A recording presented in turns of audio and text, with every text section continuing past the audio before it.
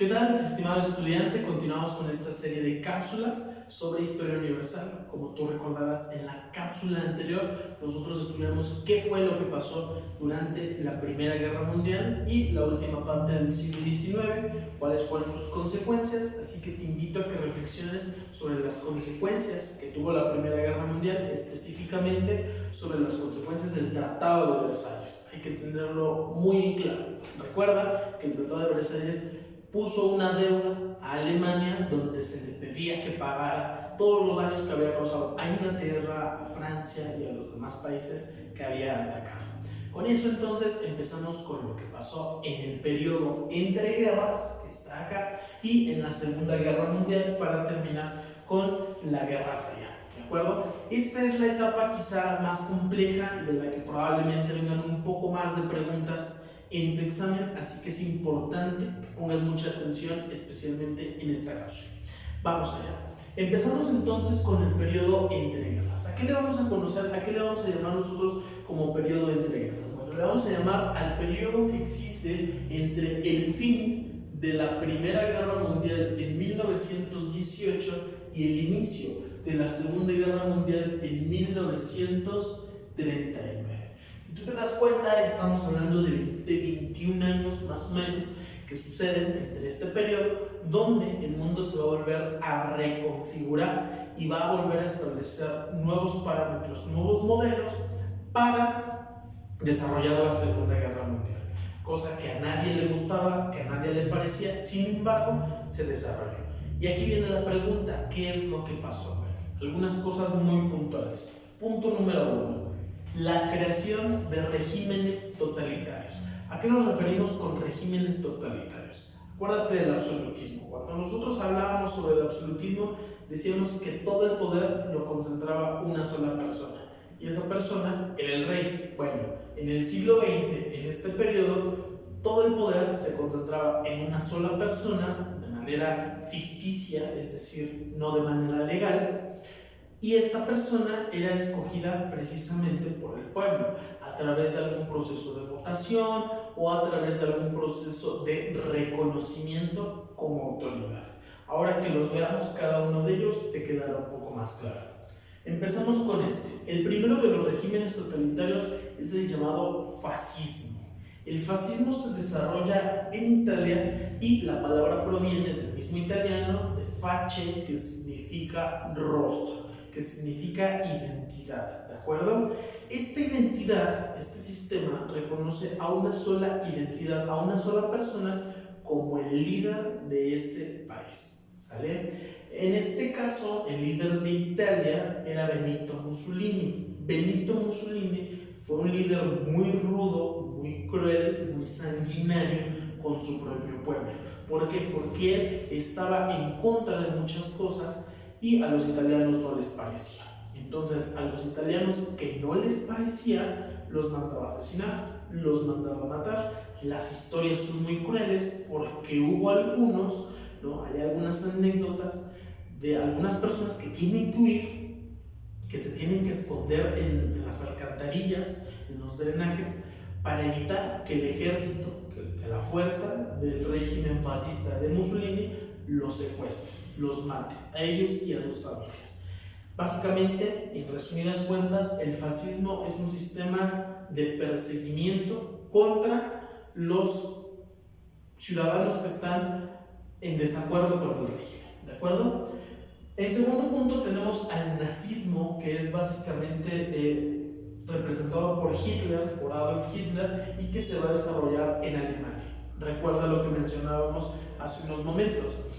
Cuando al fin de la Segunda Guerra Mundial, en el Tratado de Versalles, a Alemania se le habían impuesto ciertas deudas para que no formara un ejército y para que pagara el daño que le había causado a los países. Pues resulta que en 1933 Adolfo Hitler se convierte en el líder, en el canciller, ese es el término correcto, de Alemania. ¿Cómo lo va a hacer? Pues Hitler, que era una persona relativamente bajita, tenía mucho carisma, era muy carismático, le caía bien a las personas Hitler era de esas personas que iba por la calle caminando, de repente se paraba en una esquina, daba un discurso y terminando el discurso tenía 10 nuevos seguidores, tenía 20 nuevos seguidores.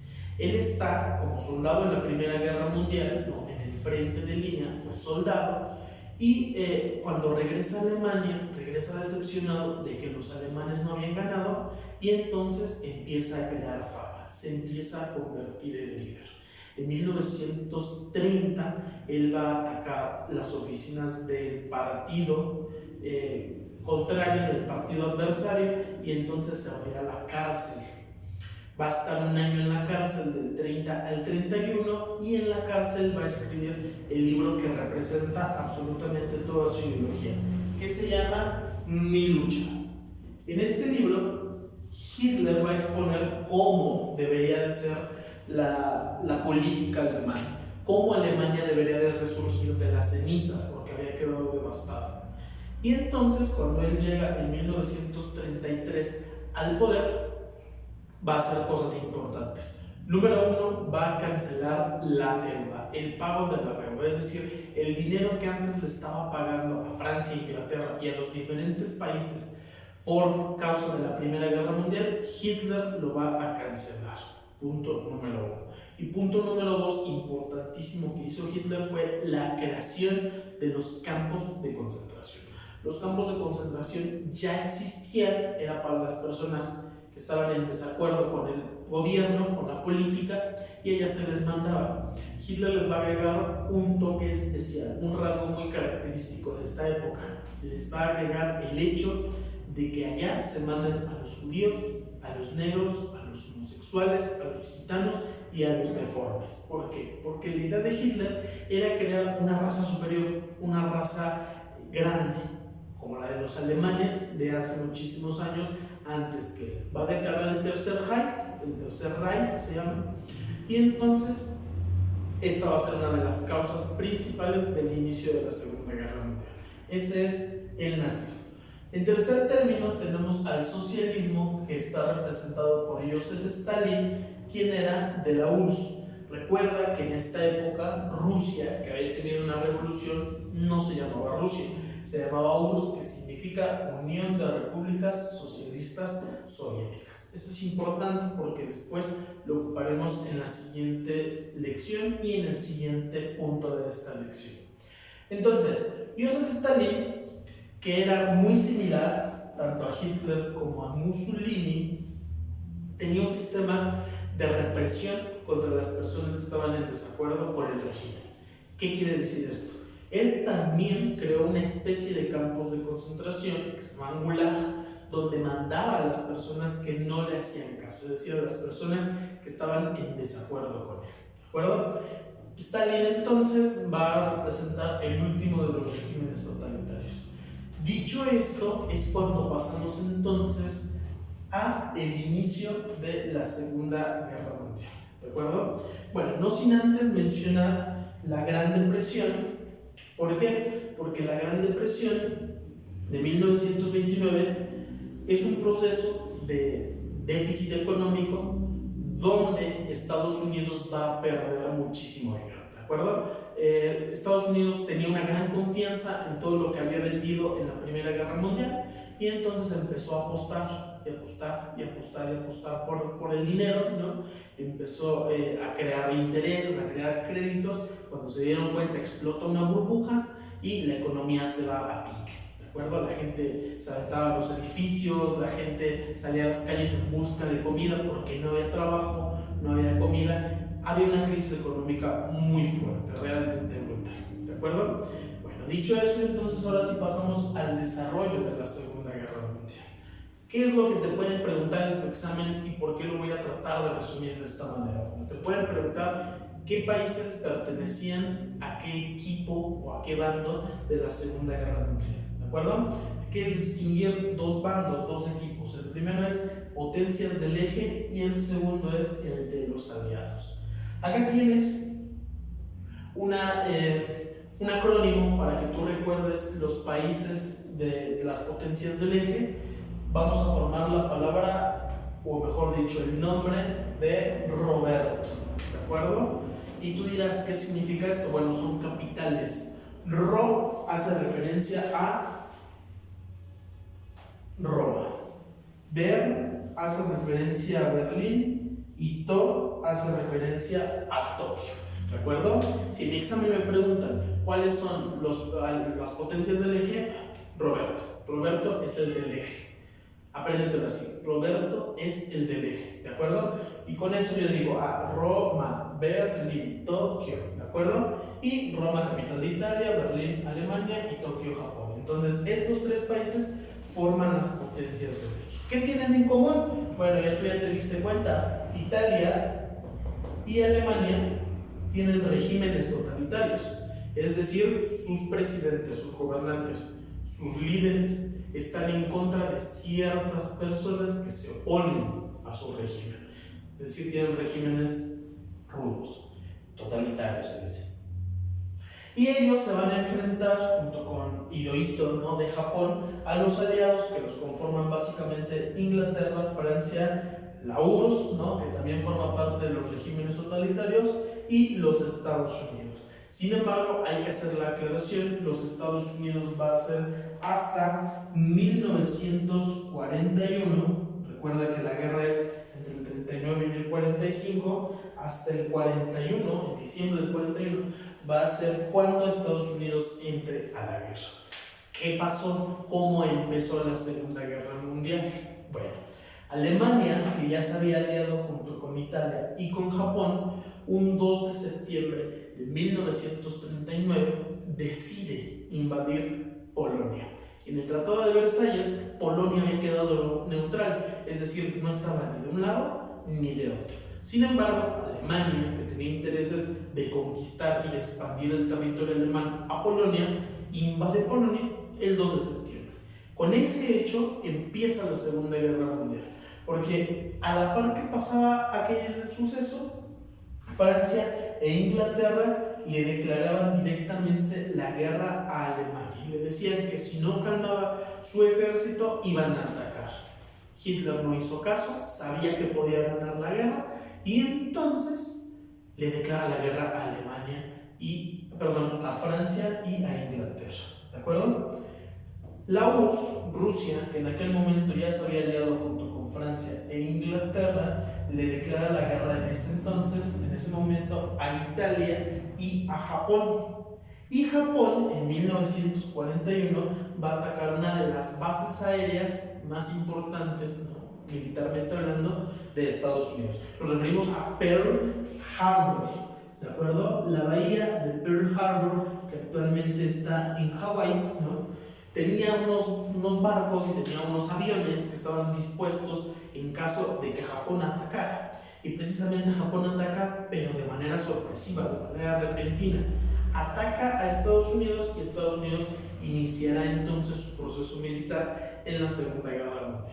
Si no hubiera sido por la ayuda de los Estados Unidos, muy probablemente la historia hubiera sido otra. ¿Por qué? Porque el ejército de Adolfo Hitler lo que hizo fue expandirse rápidamente, es decir, empezaron en Berlín, en el centro de Alemania, y rápidamente crecieron hacia todos lados, primero a Polonia, luego al frente oriental, luego al frente occidental, ¿de acuerdo? Es decir, a Francia. Cuando Alemania se expande a ese periodo, a esa etapa de la Segunda Guerra Mundial, le vamos a conocer como la Guerra Relámpago, ¿de acuerdo? La guerra relámpago era una estrategia que tenía pensada Hitler, donde atacaba a todos, llegaba a Moscú, llegaba a Rusia, en ese momento regresaba por barco y daba por terminada la guerra. Es decir, en cuestión de 6 meses la guerra hubiera terminado. Sin embargo, en lugar de atacar y de expandirse el ejército nazi, el ejército alemán, lo que va a pasar es que se regresa. Llega a Francia, se expande hacia Moscú, pero en Moscú no va a poder porque el invierno es brutal, el invierno es muy frío.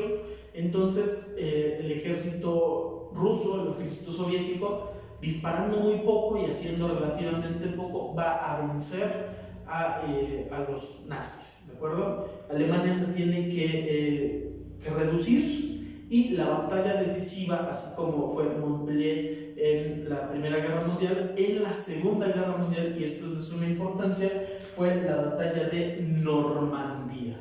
¿De acuerdo? La batalla de Normandía, o la llamada, el llamado Día D, es el desembarco que hacen los norteamericanos, los rusos, franceses, ingleses, sobre las costas de Francia. ¿Para qué? Para derrotar finalmente al ejército alemán.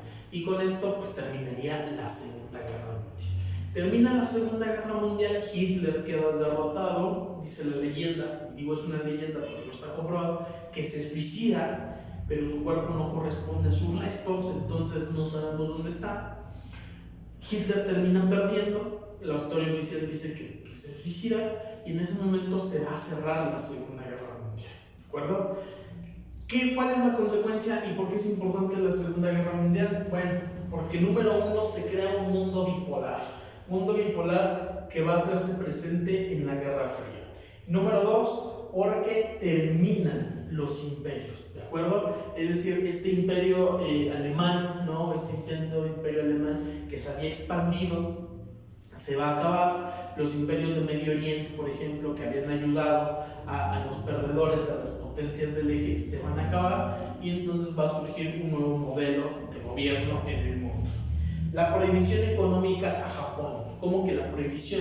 Bueno, pues resulta que Japón, que también había perdido la Segunda Guerra Mundial y que había lanzado, ¿no? Que había sido atacado, mejor dicho, por dos bombas atómicas, la bomba de Hiroshima y la bomba de Nagasaki, en agosto de 1945, va a tener un proceso de estancamiento económico donde no se puede expandir, es decir, no puede comerciar con ningún otro país y su economía se va a quedar absolutamente estancada.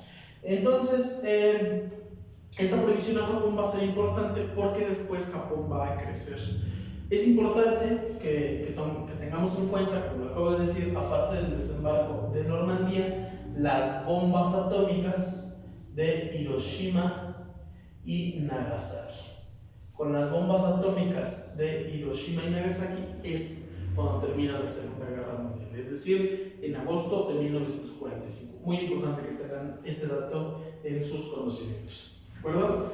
¿A qué nos va a llevar este fin de la Segunda Guerra Mundial? Pues nos va a llevar a otra guerra, a una guerra que se clasifica o que nosotros mencionamos como Guerra Fría. ¿De acuerdo? La Guerra Fría, que va de 1945 a 1991, es un proceso donde el mundo se va a dividir en dos. El mundo se va a dividir en bloque socialista y en bloque capitalista. ¿Qué es lo que pasó? Bueno, pues resulta que después de la Segunda Guerra, estos que habían ganado, los aliados, y que al parecer se llevaban bastante bien entre ellos, tanto Estados Unidos como Rusia, después de la Segunda Guerra se van a separar. ¿Por qué? Porque tenían ideas distintas. Por un lado, los rusos, los soviéticos, creían en la igualdad, es decir, creían en un sistema socialista donde todo se repartiera para todos, donde todo fuera absolutamente para todas las personas.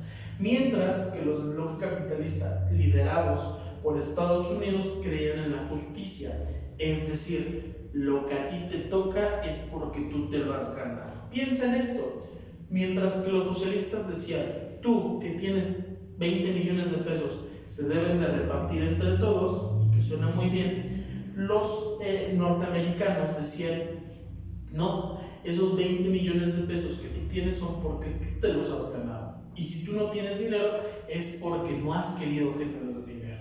Y eso es básicamente la esencia de los dos sistemas, tanto del bloque capitalista como del bloque socialista. La pregunta aquí es, ¿por qué se llamaba Guerra Fría? Bueno, se llamaba Guerra Fría porque nunca se atacaron directamente.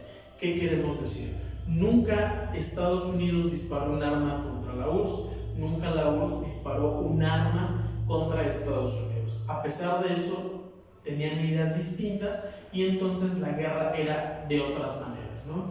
Era a través de la propaganda, era a través de las Olimpiadas que cada 4 años se hacían y siempre competían para ver quién tenía mayor número de medallas. Era a través del muro de Berlín, porque hay que recordar que Berlín, la Alemania, queda destruida y se divide por un muro en 1961, y de un lado se le van a quedar los norteamericanos y del otro lado se le van a quedar los rusos, así como pastel, ¿de acuerdo? Va a ser a través del desarrollo tecnológico. ¿Por qué? Porque el desarrollo tecnológico era quien tenga mejor tecnología es mejor país, quien tenga las mejores electrodomésticos, por ejemplo, es mejor país, ¿de acuerdo? Y va a ser a través de la carrera espacial.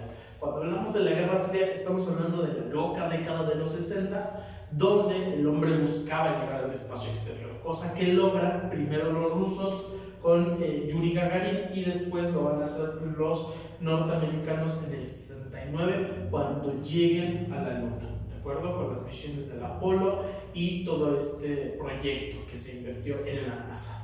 Una cosa muy importante y que no debe de pasar desapercibida es la carrera armamentista. ¿A qué nos referimos cuando decimos la carrera armamentista? Pues resulta que el mundo se dio cuenta que las armas de fuego ya no eran tan efectivas. Las armas más efectivas ahora eran las armas nucleares. Entonces, tanto Estados Unidos como Rusia van a empezar un desarrollo de armas nucleares, es decir, de bombas nucleares, a ver quién tenía las mejores armas nucleares. ¿Qué queremos decir? Si Estados Unidos producía 10 ojivas, Rusia tenía 20, y así sucesivamente, ¿de acuerdo? Esta es básicamente la Guerra Fría, que va a tener sus manifestaciones culturales, y con esto cerraríamos el proceso de la historia mundial entre 1920 y 1960. Nos vemos en la siguiente. Muchas gracias.